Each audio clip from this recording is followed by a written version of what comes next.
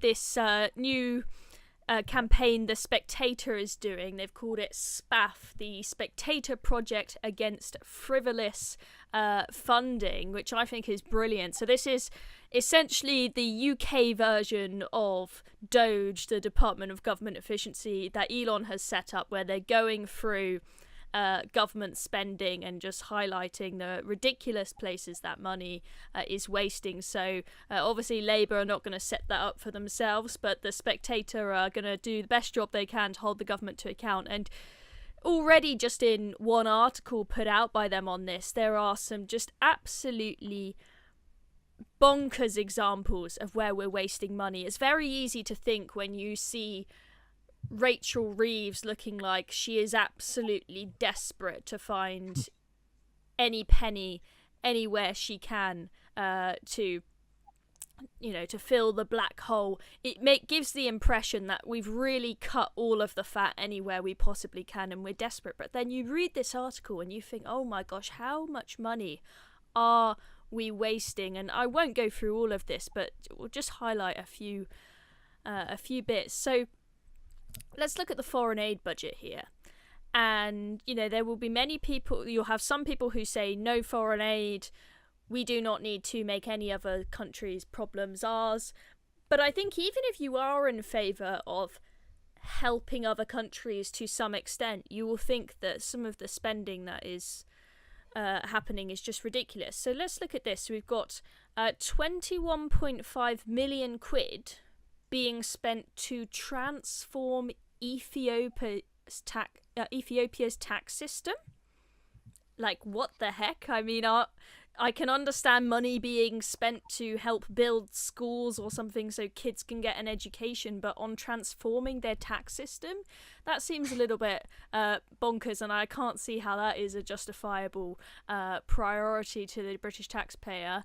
And then we've got 26 million quid to build tax capacity in the developing world, so similar one there, and 23 million quid to improve the financial management in Rwanda.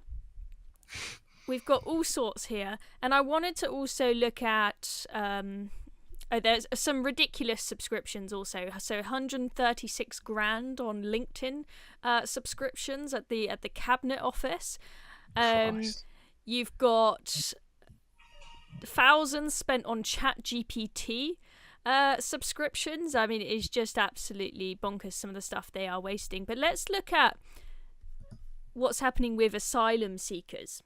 So we saw a story about PlayStations, I think, last week. But there is more. So we've got local councils using grant cash on driving lessons and theory tests for refugees. And I'm thinking, hang on, when I went through doing driving lessons and tests and whatnot, I spent an arm and a leg on it. My parents said, if you want to drive, you sort it out yourself. And it cost me a lot of money. Yet these guys are getting it for free. Why? I mean, that doesn't seem like a human right, the ability to have a driving licence. I mean, there are plenty of Londoners that don't have one. And then we see that Croydon Council spent 7 grand on DJ lessons. I mean, you cannot make this shit up. And then, of course, we've got game consoles, football stadium tours, and all sorts. Absolutely ridiculous, the kind of stuff that we're wasting money on. And the article goes on and gives far more examples of how much we're wasting on DEI. I mean, it is just absolutely bonkers. So I mean, Charlie, do you think, as Rachel Reeves, as the coffers get squeezed even more and more, that she will actually conduct I think it was a war on waste that she said we were going to have? Do you think we'll finally get rid of this problem of the government wasting tons of our money on superfluous crap, or do you think this is a plague of the state that will never go away? Sadly, I think it's more of the latter. And I think until you get someone in that's actually of a business mind and has actually run a business and can actually hold those senior civil servants to account to say, why on earth are we spending this? What is that for? Where is the value for money? Where's the return? unless you've got someone that can actually do that. And it's supposed to be, I think, the chief secretary to the Treasury is someone that's supposed to look at all sort of public spending. Well, they need to be someone in business, I think, now, because there'll be too many middle management, sort of mid-ranking senior civil servants that will always push back. So that's what I fear. I mean, a couple of sort of quick observations. I remember when the Department for International Development merged with the Foreign Office, because on the one hand, you had the Foreign Office, which is to try and sort of resolve conflict and sometimes have tough negotiations with countries. And at the same time, when you wanted to get those countries on board with something, the Department for International Development was giving them money at the same time when you were trying to sort of hold them to account for something. So the left arm didn't know what the right arm was doing half the time. So the merge was there for that reason, and to try and, if you're investing in, I mean, I'm just trying to think off the top of my head, but that Ethiopian sort of tax system, well, if it's going to help with their economy, let's say, and if then at the end of the day there's sort of a return for the UK because we've lent money or we've assisted in a particular way and there's some business interest and we get sort of money back for UK taxpayers and you can have a long-standing alliance, then fine. But if it's just giving money away, I think that's obviously something that needs to be looked at.